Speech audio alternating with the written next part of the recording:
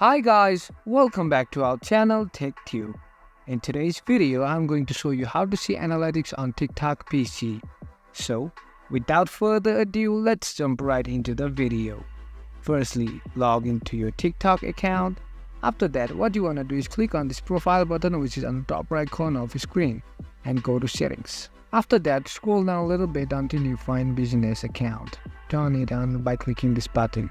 Now, as you can see, you have to choose the category, choose your category according to your needs and click on become a business.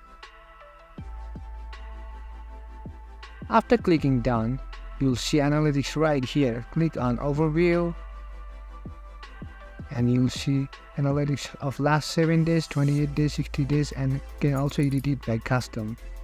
That's how you can see analytics on your TikTok.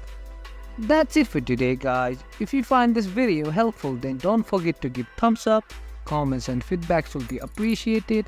Subscribe to our channel and don't forget to hit the bell icon so that I can come up with new videos like this. Until then, have a great time and thank you for watching.